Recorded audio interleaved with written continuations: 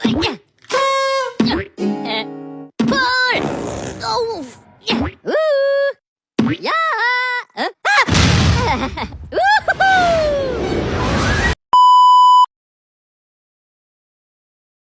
Baik, pada pembahasan kali ini saya akan membahas dua teori yang terkait remaja, yang dimana teori itu terkait teori Erik Erikson dan teorinya James Marcia. Teori Erik Erikson membahas tentang identitas atau identity versus role confusion. Pada tahap ini, remaja dihadapkan pada tugas utama untuk menemukan jati diri mereka. Mereka mulai mencoba berbagai peran, nilai, dan pilihan hidup untuk memahami siapa mereka sebenarnya. Remaja juga sudah memiliki pertanyaan-pertanyaan tentang siapa diri mereka sebenarnya, bagaimana lingkungan memandang dia, dan apa sebenarnya tugas mereka. Jika proses ini berhasil, remaja akan memiliki identitas yang jelas dan stabil. Namun jika gagal, mereka dapat mengalami kebingungan parah, yaitu ketidakpastian tentang arah hidup dan nilai serta tujuan pribadi. Di sisi lain, Jean Piaget menjelaskan bahwa remaja sudah memasuki tahap operasional formal, yaitu fase di mana individu mulai mampu berpikir secara abstrak, mempertimbangkan kemungkinan, serta merefleksikan dirinya sendiri. Pada tahap ini, remaja tidak hanya berpikir tentang hal-hal konkret, tetapi juga mulai memikirkan konsep seperti nilai hidup, tujuan masa depan, dan mempertanyakan hal-hal mendasar seperti siapa saya. Kemampuan berpikir yang lebih kompleks menjadi dasar penting bagi pencarian identitas pada remaja. Yang kedua yaitu ada teori dari James Marcia. Sebenarnya James Marcia hanya mengembangkan gagasan dari teorinya Erik Erikson yang dimana menjelaskan bahwa proses pembentukan identitas tidak selalu menghasilkan kondisi yang sama pada setiap remaja. Marcia membagi status identitas menjadi 4 kategori, yaitu identity, achievement, moratorium, foreclosure, dan diffusion. Identity achievement menunjukkan kondisi paling matang, di mana remaja telah melalui proses eksplorasi dan membuat komitmen yang jelas. Moratorium menggambarkan remaja yang masih aktif mencari jati diri mereka, tetapi belum mengambil keputusan. Foreclosure terjadi ketika remaja sudah memiliki komitmen, tetapi tanpa melalui proses eksplorasi yang mendalam, biasanya karena pengaruh orang tua atau lingkungan. Sementara itu, diffusion menunjukkan kondisi di mana remaja belum melakukan eksplorasi maupun komitmen, sehingga cenderung tidak memiliki arah yang jelas.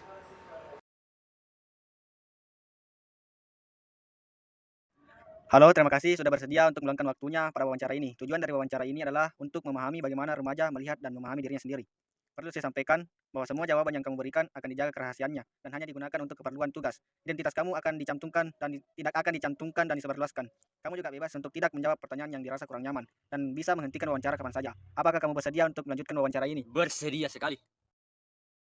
Baik, langsung saja pada pertanyaan pertama. Bagaimana kamu mendeskripsikan dirimu saat ini dan apakah itu berbeda dari beberapa tahun yang lalu? Mengenai diri saya yang mendeskripsikan diri saya untuk sekarang ya. Untuk sekarang saya itu lebih memandang lah masa depan yang dimana sangat berbeda ke tahun-tahun sebelumnya yang dimana pikiran itu belum ada atau terpintas dalam pikiran saya. Oke, baik, terima kasih atas jawabannya. Baik, ke pertanyaan selanjutnya. Apa saja hal yang paling kamu banggakan dari dirimu dan mengapa hal itu penting bagimu? Yang saya banggakan dalam diri itu adalah ketampanan saya. Kenapa saya banggakan? Karena yang utama itu bisa memajukan atau menaikkan percaya diri, dan juga di sisi lain saya sangat bersyukur kepada Allah Subhanahu wa taala yang telah melahirkan saya seperti ini, dan ibu saya dan ayah saya. Oh, baik. Dan pertanyaan selanjutnya. Apakah kamu pernah merasa menjadi orang yang berbeda di situasi sosial yang berbeda? Jelaskan. Kalau berbicara soal itu pastilah semua orang pernah, apalagi saya kah, karena setiap wilayah yang saya tempati atau setiap wilayah daerah yang saya pergi itu pasti mempunyai beragam-ragam adat dan budaya. Disitulah saya merasa berbeda. Misalnya saya ke Jeneponto, pasti saya merasa berbeda karena saya bukan orang Jeneponto. Oke, baik. Selanjutnya, seberapa besar pengaruh media sosial terhadap kepercayaan dirimu? Untuk pengaruh media sosial dengan kepercayaan diri itu bisa dibilang 2 dari 10 lah, karena saya orang-orang yang berprinsip tidak terpengaruh oleh media sosial. Saya lebih memandang fisik nyata ataupun realitas di dalamnya. Oke, baik. Berarti Anda lebih percaya kepada hal-hal yang nyata. atau terlihat secara langsung. Oke. Untuk pertanyaan selanjutnya. Apa saja hal yang membuatmu merasa tidak percaya diri dan bagaimana kamu menghadapinya? Ketika saya merasa tidak percaya diri ya, mengenai soal itu, saya sering tidak percaya diri ketika saya mengerjakan UTS atau UAS. Jadi cara saya untuk menghilangkan rasa itu adalah menyontek atau berdoa, karena semua ini milik Allah Subhanahu Wa Taala. Baik. Anda menyontek ya, Satu Cian. Karena kan konteksnya di sini bagaimana cara menghilangkan tidak percaya diri itu, daripada saya memikirkan hal lain yang menjatuhkan saya, mending saya nyontek. Oke, baik. Baik, ke pertanyaan selanjutnya. Apakah kamu merasa sudah mengenal siapa dirimu sebenarnya?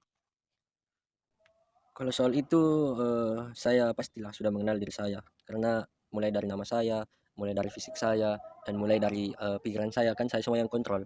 Kecuali teman saya yang kontrol, otomatis bukan saya yang tahu diri saya. Itu saja. Oke, baik. Selanjutnya, menurutmu, kamu ingin menjadi pribadi seperti apa di masa depan? Dan apa yang akan kamu lakukan untuk mencapainya? Kalau berbicara tentang masa depan ini, saya sangat berharap untuk menjadi ibaratnya kayak Elon Musk, atau kalau bukan Elon Musk, Mas Elon. Karena bisa dikatakan kayak carilah uang sebanyak-banyaknya. Memang uang tidak bisa membeli kebahagiaan, tapi tanpa uang kita susah bahagia. Dan mengenai cara saya untuk mendapatkannya ya begini, hidup tanpa ada halangan untuk mencapai tujuan, yang dimana arti dari kata itu saya melakukan banyak hal yang bisa membuat saya sukses. Oke, baik.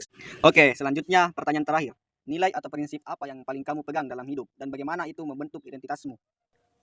Mengenai prinsip yang saya pegang selama saya hidup adalah kue sera-sera, yang berarti apapun yang terjadi terjadilah, yang dimana kita tidak bisa memandang masa lalu, kita hanya bisa belajar dari masa lalu.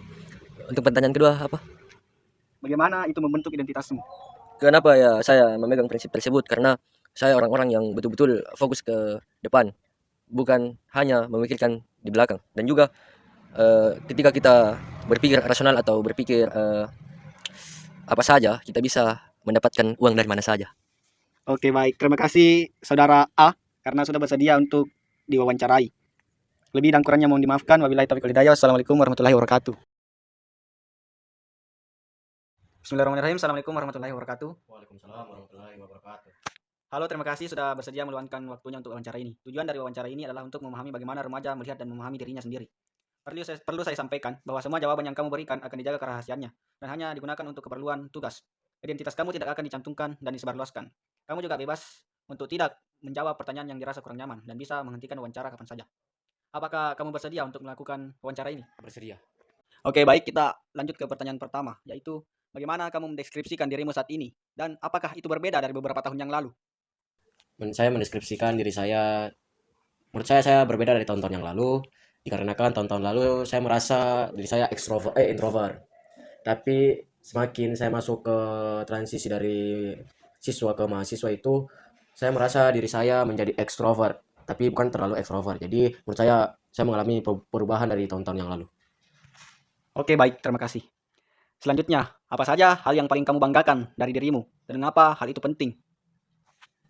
Yang saya banggakan dari diri saya, itu yang pertama, dapat menduduki jabatan di fakultas sebagai kepercayaan, menjadi jembatan komunikasi terhadap BEM dan angkatan saya. Itu juga menurut saya itu sangat dapat dibanggakan, dikarenakan mendapatkan kepercayaan dari teman-teman angkatan untuk menjadi jembatan komunikasi. Oke, berarti Anda menganggap bahwa Anda sudah bangga menjadi pemimpin-pemimpin di antara anggota-anggota atau angkatan Anda? Betul. Oke, kita masuk ke pertanyaan selanjutnya. Bagaimana menurutmu teman sebaya mempengaruhi cara kamu melihat dirimu sendiri? Dari penglihatan saya itu sangat berpengaruh, karena tanpa ada teman sebaya, saya bisa dibilang orangnya yang introvert. Saya merasa bahwa diri saya itu tidak dapat membuka obrolan di tempat-tempat umum. Seperti ya contohnya saya introvert memang. Oke, baik. Kita beralih ke pertanyaan selanjutnya. Apa saja hal yang membuatmu merasa tidak percaya diri dan bagaimana kamu menghadapinya? Saya merasa tidak percaya diri pada saat saya diberi kesempatan untuk naik ke halayak umum untuk berbicara. Itu saya tidak bisa dan bisa dibilang grogi untuk berbicara di depan halayak umum. Nah, untuk mengatasinya itu saya melakukan menghela nafas, kayak menenangkan diri saya untuk berbicara di depan halayak umum ya. Dengan cara solusinya itu saya mengatur nafas saya. Oke, baik. Berarti Anda masih sering grogi lah, Betul. sehingga membuat Anda tidak percaya diri. Ya. Baik, pertanyaan terakhir. Nilai atau prinsip apa yang paling kamu pegang dalam hidupmu dan bagaimana itu membentuk identitasmu? Prinsip saya yang saya pegang sampai hari ini itu adalah jangan menutup diri terhadap halayak luar maupun di media sosial karena kan itu sangat penting untuk Oke, perkembangan baik. kita Terima kasih selanjutnya. atas waktunya Tanya apa lagi tuh terakhir? dan terima kasih kepada saudara F karena sudah bersedia diwawancarai. Lebih Dengan dan cara kurangnya mohon seperti dimaafkan. Wabillahi orang-orang taufiq itu wal hidayah. mempercayakan diri Wassalamualaikum saya warahmatullahi sebagai wabarakatuh. pemimpin Waalaikumsalam yang dapat warahmatullahi dipegang wabarakatuh. integritasnya atau tanggung jawabnya dalam mengemban tugas.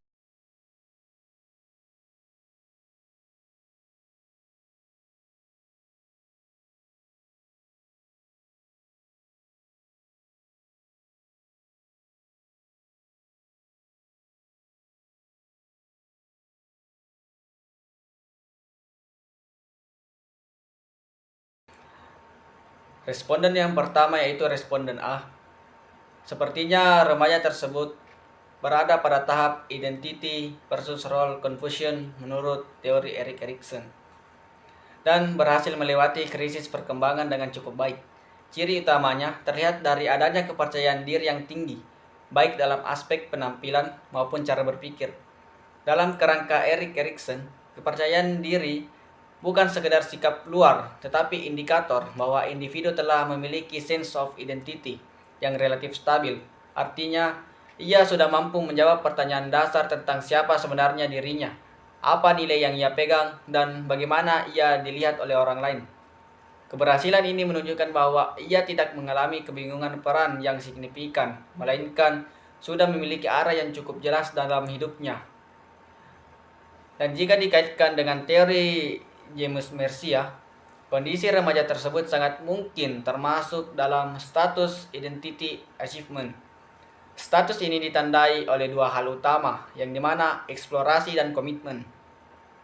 Remaja tersebut kemungkinan telah melalui proses mempertimbangkan berbagai pilihan, misalnya dalam berbagai gaya hidup, nilai dan tujuan hidup. Kemungkinan membuat keputusan yang ia yakini sendiri. Kepercayaan diri yang tinggi menjadi indikator penting di sini, karena biasanya individu dengan identity achievement memiliki keyakinan yang kuat terhadap pilihan yang telah dibuat, serta tidak mudah terombang-ambing oleh tekanan sosial. Baik, selanjutnya yaitu responden kedua atau responden R. Menurut teorinya Erik Erikson, remaja tersebut berada pada tahap identity versus role confusion, di mana individu sedang berusaha memahami dan membentuk jati dirinya. Dalam konteks ini, keberanian tampil di depan umum tidak serta-merta menunjukkan bahwa ia adalah pribadi yang sepenuhnya ekstrovert, melainkan bisa menjadi bagian dari proses pencarian identitas. Jika remaja tersebut menyadari bahwa dirinya cenderung introvert, namun tetap memilih untuk tampil demi tujuan tertentu, seperti mengembangkan diri atau memenuhi tuntutan peran, maka hal ini mengarah pada perkembangan identitas yang sehat dan adaptif. Sebaliknya, jika perilaku tersebut muncul karena tekanan sosial atau keinginan untuk menyesuaikan diri tanpa pemahaman diri yang mendalam, maka hal itu dapat mengidentifikasikan bahwa kebingungan peran. Dari perspektif James Mercia, kondisi remaja ini dapat dipahami melalui konsep status identitas yang didasarkan pada eksplorasi dan komitmen. Remaja yang mencoba tampil percaya diri, meskipun secara internal masih ragu, dapat berada pada status moratorium, yaitu fase di mana individu mengeksplorasikan berbagai peran dan kemungkinan tanpa komitmen yang sepenuhnya stabil. Namun, apabila ia telah menyadari kecenderungan pribadinya sebagai introvert dan secara sadar untuk memilih tetap tampil di depan umum sebagai bagian dari tujuan atau nilai yang ia yakini, maka dapat dikategorikan identity achievement yang menunjukkan kematangan identitas. Di sisi lain, jika perilaku tampil tersebut semata-mata didasarkan pada tuntutan lingkungan tanpa proses eksplorasi yang mendalam, maka kemungkinan ia berada pada status foreclosure. Secara keseluruhan, perilaku yang tampak kontradiktif atau antara sifat introvert dan keberanian tampil di depan umum tidak selalu menunjukkan ketidakkonsistenan, melainkan dapat menjadi bagian dari proses pengembangan identitas yang wajar. Dalam kerangka Erikson, hal ini merupakan bagian dari upaya individu untuk menyelesaikan krisis identitas. Sedangkan dalam kerangka Marsia, hal ini mencerminkan dinamika eksplorasi yang sedang berlangsung. Dengan demikian, penting untuk tidak menilai hanya dari perilaku luar, tetapi juga memahami proses internal yang dialami remaja dalam membentuk identitasnya.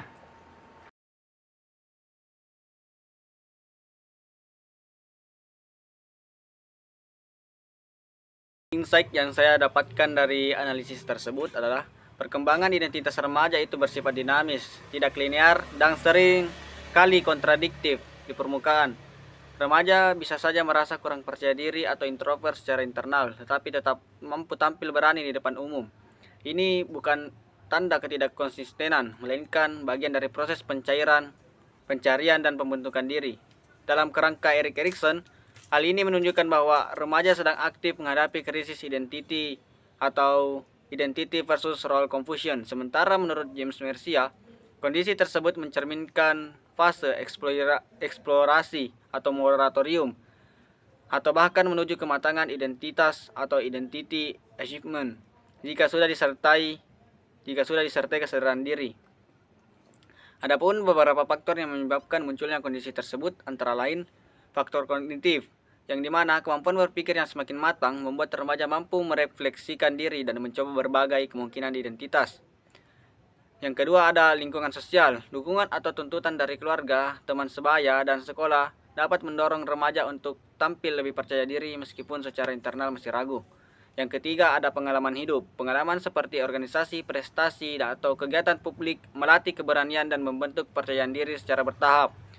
Dan yang keempat ada tekanan sosial. Adanya ekspektasi untuk terlihat baik, aktif, atau menarik bisa membuat remaja menyesuaikan perilakunya.